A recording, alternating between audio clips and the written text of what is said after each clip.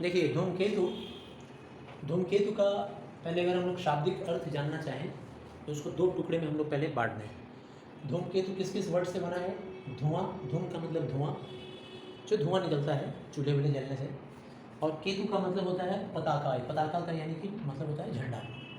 तो धूमकेतु यानी कि धुएं का पताका। धुएं का पताका कैसा होता है?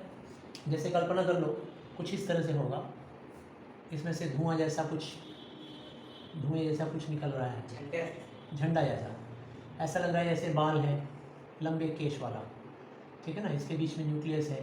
धूमकेतु इस तरह से दिखता है आकाश में धूमकेतु। नामकरण के बारे में अगर हम लोग बात करें तो इसको कई लोग हमारे देश में पुच्छल तारा के नाम से भी जानते हैं। पुच्छल तारा का तात्पर्य क्या हो गया? पूंछ वाला तारा। भाई आकाश का कोई चीज़ है तो उसको हम लोग तारा ही नाम दे दिए हैं। और पाश्चात्य देशों में यानी कि जो वेस्टर्न कल्चर है, वेस्टर्न कल्चर में इसको नाम दिया गया है कॉमेट। यानी कि जो वेस्टर्न कंट्री के ज्योतिष लोग हैं उन लोगों ने अध्ययन करने के बाद इसका नाम रखा कॉमेट। और ये कॉमेट किस वर्ड से बना है जानते हो? ग्रीक है ना, यूनान, ग्रीक कंट्री, तो यूनानी देश के हिसाब से जो उनके वहाँ बोला जाता है कॉमेट। कॉमेट का मतलब होता है लंबे बालों वाला, यानी जिसका लंबा बाल होता है उसको यूनान भाषा में कॉमेट कहते हैं। हाँ, आदमी को भी बोल सकते हैं, स्त्री को। तो लंबे बालों वालों को कॉमेट कहते हैं। उसी कॉमेट से वेस्टर्न कंट्री के लोगों ने इसका नाम रखा कॉमेट। अब बात करते हैं इसके ओरिजिन के बारे में, यानी उत्पत्ति के बारे में। कब कब इसकी उत्पत्ति हुई, कब से इसकी जानकारी है। तो सबसे पुराने समय में हमारे जो देश में, भारतवर्ष में, सनातन धर्म में 4 वेदों के बारे में आप लोग जाने ही हो। सामवेद है, अथर्ववेद है, ऋग्वेद है, यजुर्वेद है। तो ऐसे वेदों के अगर हम लोग बात करें तो अथर्ववेद में सबसे पहले मतलब धूमकेतु का नाम सुनने को आया था। अथर्ववेद में इसकी चर्चा हुई है। इसके अलावा आज से करीब 5000 साल पहले महाभारत की जब लड़ाई लड़ी गई तो महाभारत में भी इसका जिक्र किया गया है, धूमकेतु का नाम है। वहाँ ऐसा कहा गया है कि जिस दिन धूमकेतु पुष्य नक्षत्र को, पुष्य नक्षत्र एक ऐसा नक्षत्र है तारों का समूह जिस नक्षत्र में लोगों का काफ़ी भला होता है, काफ़ी अच्छा होता है, अच्छा बढ़िया उनका फ़ायदा होता है। तो पुष्य नक्षत्र में जिस दिन, हाँ, तो ऐसा कहा गया है कि महाभारत में कि पुष्य नक्षत्र को मतलब जिस दिन धूमकेतु पार कर लेगा तो पार करने के बाद बहुत बड़ी भयानक लड़ाई होगी, भयंकर लड़ाई हुई। और वैसे ही हुआ, महाभारत की लड़ाई हुई। तो महाभारत में भी इसका चर्चा हुआ है। यानी कि अगर हम लोग देखें तो अथर्ववेद में भी इसका नाम है और महाभारत में भी इसकी चर्चा हुई है। तो काफ़ी पुराने समय से इसका नाम का चर्चा है। इसके बाद 6वीं शताब्दी में आ जाओ। 6वीं शताब्दी का मतलब क्या होता है भाई? 500 प्लस, जैसे 501 से लेकर 599 तक जो भी साल आएगा उसको क्या माना जाएगा? 6वीं सदी, है ना। तो 6वीं सदी में एक हमारे देश के ज्योतिष थे भारतवर्ष में ही, उनका नाम था बराह मिहिर। बराह मिहिर ने अपना एक ग्रंथ लिखा था। उस ग्रंथ का नाम था बृहद संहिता। तो बृहद संहिता ग्रंथ में उन्होंने एक चैप्टर है, बहुत सारे चैप्टर्स हैं, तो एक चैप्टर है केतुचार। केतुचार में उन्होंने बताया है धूमकेतु के बारे में डिटेल्स में कि धूमकेतु का क्या शुभ फल है, क्या अशुभ फल है, शुभ और अशुभ को मिला करके क्या बना है? शुभाशुभ। इसका संध भी छेद करेंगे तो शुभ और अशुभ दोनों ही फल के बारे में उन्होंने बताया है। और ये भी बताया है कि जो धूमकेतु है वो कब शुरू होता है, कब अंत होता है, कब ख़त्म हो जाता है, इसके बारे में गणित के आधार पर हम लोग कोई भी बात स्पष्ट नहीं कर सकते। यानी गणित के आधार पर हम कभी नहीं बता सकते हैं कि धूमकेतु कब आया, कब गया, कब जाएगा। ये जानकारी हम लोग धूमकेतु के बारे में नहीं दे सकते।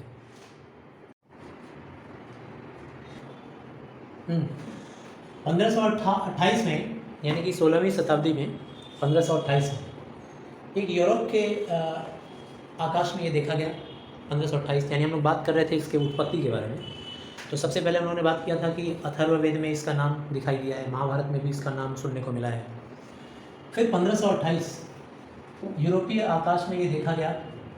और उस ज़माने में एक मतलब वैज्ञानिक थे आमरोई पेरी, खगोलविद, यानी जो स्पेस के बारे में रिसर्च करते हैं, वो थे आमरोई पेरी। आमरोई पेरी ने एक पुस्तक लिखा था आकाश के राक्षस। जमीन के राक्षस नहीं, आकाश के राक्षस। तो आकाश के राक्षस स्पेशली इसी के ऊपर आधारित था, धूमकेतुओं के बारे में, कि आकाश में दिखने वाले राक्षस। उस ज़माने में धूमकेतु को जब आकाश में लोग देख लेते थे तो डर जाते थे। इमेजिन करो कि इस तरह का कोई चीज़ तुम्हारे सामने नज़र आ जाए, हाहाकार मच जाएगा, कितना भयानक दिखेगा। हाँ, थोड़ी देर बाद पूछ लेना। तो आकाश में जब इस तरह का कोई चीज़ आवरण दिखाई देगा तो लोग डर ही जाएंगे। तो उन्होंने एक किताब लिखा था आकाश के राक्षस, उसमें उन्होंने बताया कि वो इतना भयानक था धूमकेतु, जिसको देखकर कई लोग मर गए घबरा के, उनको हार्ट अटैक आ गया, और जो लोग नहीं मरे वो लोग बहुत बुरी तरह से डर गए थे, सदमे में आ गए थे। तो ये धूमकेतु के बारे में जानकारी मिली 1528 में यूरोपीय वैज्ञानिक अम्ब्रोई पेरी के द्वारा। फिर उसके बाद 1528 के बाद 1577 में आ जाओ, 1577 में एक दूसरे यूरोपीय ज्योतिष थे, उनका नाम था तीखे ब्राहे। इन्होंने क्या कहा? इन्होंने कहा कि नहीं भाई, अब डरने की बात नहीं है, धूमकेतु से एकदम डरने की बात नहीं है, क्योंकि ये चंद्रमा से भी बहुत दूर है हमारी धरती से। चंद्रमा तो खुद ही 5 लाख किलोमीटर दूर है, तो 5 लाख किलोमीटर अगर चंद्रमा दूर है तो उससे भी ज़्यादा दूर धूमकेतु है, तो उससे क्या हानि होने वाली है, एकदम डरने की बात नहीं है, ऐसा इन्होंने बताया। इसके बाद फिर तीसरे व्यक्ति का देखो चर्चा सुने हम लोग। न्यूटन के एक मित्र थे, आइजैक न्यूटन के बारे में तो जानते ही हो, ग्रेविटेशनल फोर्स के बारे में इन्होंने एक थ्योरी निकाला था, 3 लॉज ऑफ ग्रेविटेशन। तो न्यूटन के मित्र थे एडमंड हेली का जन्म 1656 में हुआ और इनकी मृत्यु हो गई 1742 में। ये एडमंड हेली ने न्यूटन जब डिस्कवरी कर रहे थे ना ग्रेविटेशन के फोर्सेस के बारे में, तो उस एक्सपेरिमेंट में, उस थ्योरी को निकालने में एडमंड हेली ने बहुत मदद किया था न्यूटन का। हाँ, तो बात हो रही थी कि न्यूटन के जो मित्र थे एडमंड हेली, इन्होंने न्यूटन का काफ़ी सपोर्ट किया, काफ़ी मदद किया उनके उस डिस्कवरी को करने में। अब देखो जरा, एडमंड हेली का बहुत ही विशेष एक्शन है यहाँ पर, विशेष रोल है। क्या रोल है भाई? न्यूटन के मित्र एडमंड हेली ने अध्ययन किया, बहुत कुछ पुरानी किताबों का अध्ययन किया, पुरानी पुस्तकों का, पुराने ज़माने के लोगों के द्वारा लिखी हुई पुरानी प्राचीन चीज़ों का अध्ययन किया, और करके पाया कि 1531 में धूमकेतु दिखाई दिया था। इनका जन्म हुआ था 1656 में, लेकिन अध्ययन करके पाया कि 1531 में धूमकेतु दिखाई दिया। फिर उन्होंने देखा कि 1607 में भी दिखाई दिया, इनके जन्म के कई साल पहले। तो उन्होंने एक अंदाज़ा लगाया कि 1531 से 1607 में यानी 76 वर्ष का डिफरेंस है। फिर 1607 के बाद इनके जीते जी, मृत्यु तो इनकी 1742 में हुई, तो इनके जीते जी 1682 में फिर से धूमकेतु नज़र आया। इन्होंने देखा, तो देख करके टैली किया कि 1531 फिर 1607 फिर 1682, यानी बार 75 या 76 वर्ष का डिफरेंस आ रहा है, अंतर आ रहा है। यानी जब जब धूमकेतु आता है तो 75 या 76 साल के बाद एक बार प्रकट होता है। तो उन्होंने कहा कि अगर ऐसा बात है तो 1682 में ज़रूर आना चाहिए फिर से 75 साल बाद। लेकिन बेचारे 1700 उन्होंने कहा, सॉरी भूल हो गया, उन्होंने कहा कि अगर ऐसा बात है तो 1758 में फिर से दिखना चाहिए धूमकेतु। लेकिन 1758 के पहले ही 1742 में उनकी मृत्यु हो गई। लेकिन मृत्यु होने के बाद बाकी लोगों ने देखा कि 1758 में फिर से धूमकेतु आया। तो इससे क्या बात हो गया, सिद्ध हो गया हेली की बात कि धूमकेतु हमेशा धरती पर से देखा जा सकता है 75 से 76 वर्ष के अंतर पर। यानी कि मैथ्स का आधार माना गया, गणित का आधार है, ये कब आता है कब जाता है इसका आधार गणित में है। जबकि हमारे देश के जो ज्योतिष थे, कौन थे? बराहमिहिर ने अपनी पुस्तक में बृहद संहिता में बताया था कि धूमकेतु का जन्म या उसका अंत या कब देखा जाता है इसका कोई आधार मैथमेटिक्स से जुड़ा हुआ नहीं है। लेकिन एडमंड हेली ने प्रूफ कर दिया कि मैथ से संबंधित है, एकदम गिना चुना है। इसके बाद उनके मृत्यु के बाद ऐसा कहा, अच्छा हाँ, इसके बाद उसका नामकरण भी पड़ गया, धूमकेतु का हेली कहा जाता है उसको। मतलब धूमकेतु को हेली का धूमकेतु कहा जाता है, ठीक है ना। अब भाई चूँकि उन्होंने ही उसका डिस्कवरी किया तो इसीलिए उसके पीछे उनका नाम पड़ गया कि हेली का धूमकेतु, ठीक है। हाँ, गौर कीजिएगा, धूमकेतु को हम लोग हेली का धूमकेतु भी कहते हैं, इसलिए क्योंकि एडमंड हेली ने ही इसका आविष्कार किया, इसके बारे में अध्ययन किया, खोज के निकाला। इसलिए पिछली बार 1910 में देखा गया यह धूमकेतु नेपच्यून ग्रह की कक्षा के बाहर, कक्षा मतलब ऑर्बिट, उसके बाहर से जाकर 75-76 साल का डिफरेंस के बाद सूर्य के पास ये आता है। 1986 में फिर ये दिखाई दिया और अब ऐसा माना गया है कि 2062 में दिखाई देगा।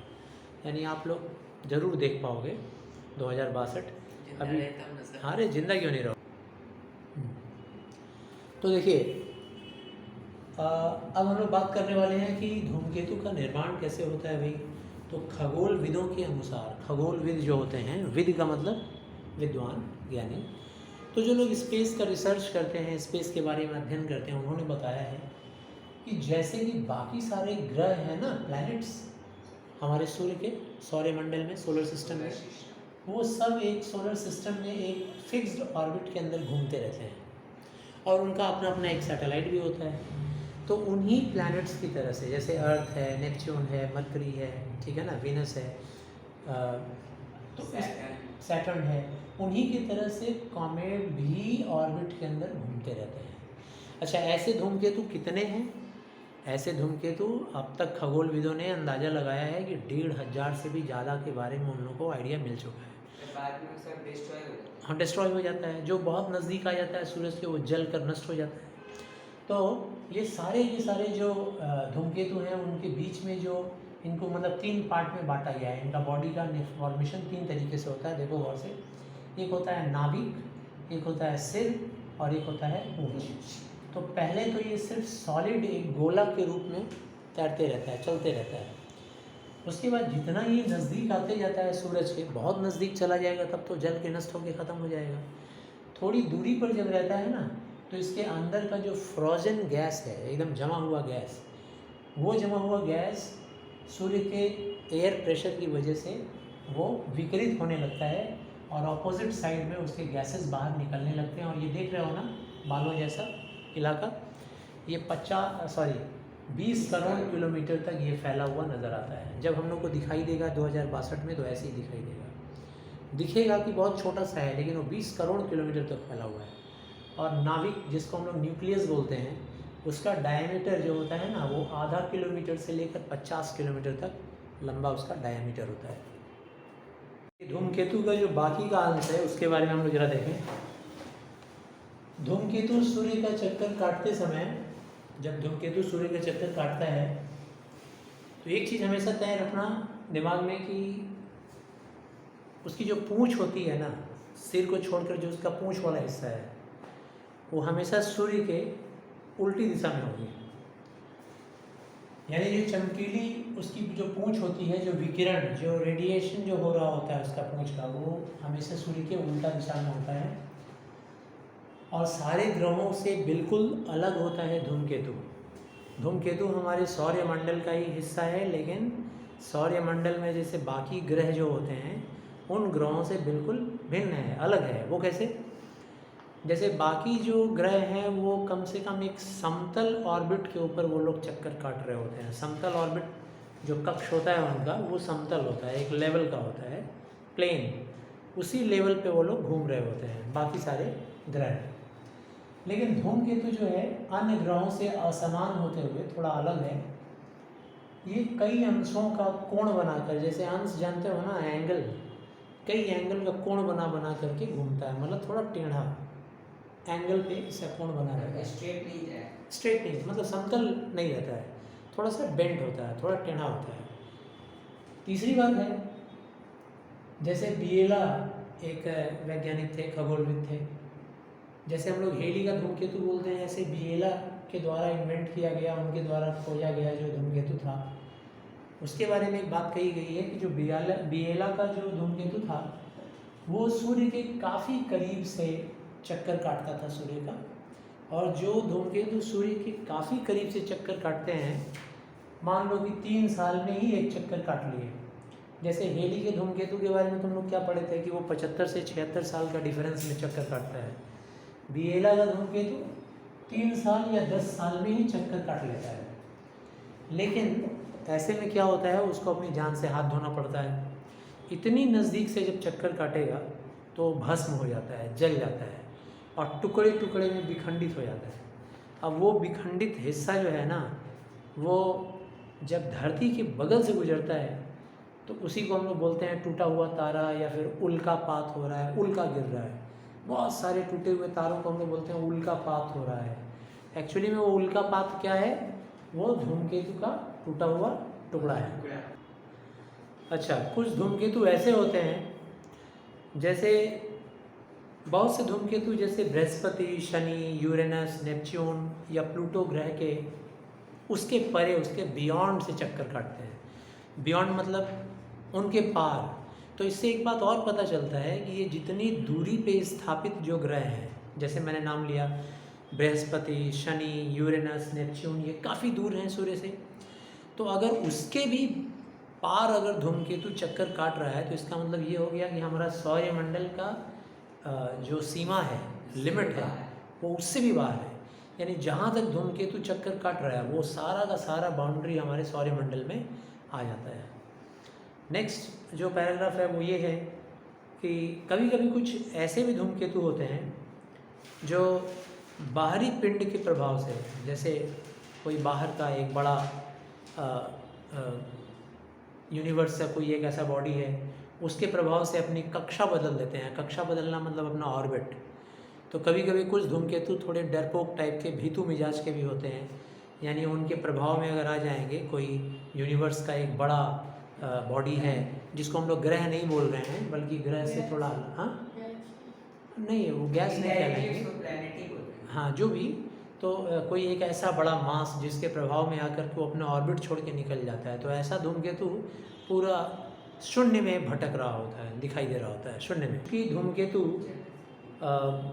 धूमकेतु के बारे में बहुत सारी ऐसी भी चीज़ें हैं जो अभी हमारे लिए अज्ञेय हैं। अज्ञेय मतलब अभी हम लोग उनके बारे में जानकारी हासिल नहीं कर पाए हैं। लेकिन इतनी बात तो पक्का हो गई है कि इन धूमकेतुओं के धरती से टकराने का कोई अब डर नहीं है। हम लोग कई बार ऐसा सोचते हैं, या न्यूज़पेपर वगैरह में आते रहता है कि फलां जगह पर इस तारीख को, इस साल में एक ऐसा कोई मेटेरॉइड है या कोई धूमकेतु है, वो बड़ा सा मास आके धरती से टकराएगा, पूरा धरती में विनाश हो जाएगा। तो इस टाइप का ऐसा कोई डर हम लोग के बीच में नहीं होना चाहिए। कहा जाता है कि 1985 में, 1985 में जब धूमकेतुओं का अध्ययन धरती की बड़े बड़े वेधशालाओं में हो रहा था, तो देखा गया कि 1985-86 में ये जो स्टडी हुआ ना धूमकेतु का, कैसे पॉसिबल हो पाया, क्योंकि हमारे धरती के बहुत सारे देश अपना अपना यान भेजे, अपना अपना अंतरिक्ष यान भेजे, ताकि वो धूमकेतु के काफ़ी नज़दीक जाए और जा कर के उनका अध्ययन करे। तो यान मतलब स्पेसशिप जिसको हम लोग बोलते हैं, वो यान है। तो जैसे हमारे धरती से एक सोवियत संघ यानी यूनाइटेड नेशन जिसको बोलते हैं, बहुत सारे राष्ट्रों को मिला करके एक संघ बनाया गया ना, यूनाइटेड नेशन। तो यूनाइटेड नेशन ने वीनस हेली नाम का 2 यान भेजा। वीनस हेली ये जो था, ये दोनों यान पहले शुक्र ग्रह के पास पहुँचे और फिर बाद में हेली के धूमकेतु के पास पहुँचे। तो वीनस शुक्र को बोलते हैं, तो वीनस के पास भी पहुँचे और हेली के पास भी पहुँचे, इसीलिए इसका नाम रख दिया गया क्या, वेही। ठीक है ना, सॉरी वी है, वी है। वापस तो ये नहीं आया होगा स्पेस। क्यों नहीं आएगा, वी है, स्पेसशिप है। उसमें रोबोटिज़म के बारे में मतलब काफ़ी एडवांस लेवल का रोबोटिक्स उसमें सेट किया जाता है, या हो सकता है कि उसमें इंसान भी हो। ठीक है, मतलब एक्सपेक्ट नहीं किया होगा ना कि वापस भी आएगा। ऐसा नहीं है। ऐसा हमेशा स्पेसशिप जो है वो क्रैश नहीं कर जाता है, जैसा कि हुआ था कल्पना चावला के मामले में। ये दोनों यान पहले शुक्र की तरफ गए, उसके बाद फिर हेली के पास, इसीलिए इस यान का नाम रखा गया वी है। वी फॉर विनस और हे फॉर हेली। अच्छा, इसके बाद जो यूरोप के लोग थे, यूरोपीय लोग, उन लोगों ने भी अपना एक यान भेजा, जिस यान का उन लोगों ने नाम रखा जोतो। उसका नाम जोतो था, जोतो। पीछे वाले पेज में भी दिया हुआ था जोतो, ध्यान से पढ़ना। जापान भी इसी होड़ में लगा हुआ था आगे। जापान ने भी अपनी तरफ से एक यान भेजा, उसका नाम यहाँ पे मेंशन नहीं किया गया है।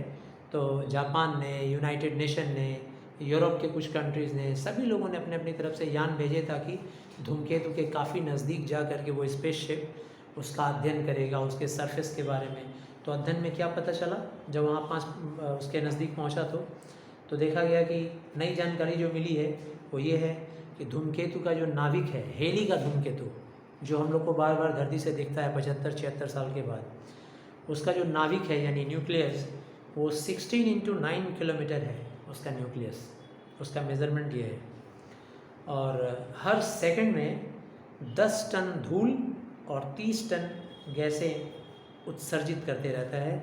यह धूमकेतु फिर से 2062 में दिखेगा और आप लोग इंतज़ार कीजिए 2062 में देखिए। हाँ, आशा करते हैं कि ये वाला चैप्टर आप लोग को समझ में आएगा, बार बार देखिएगा।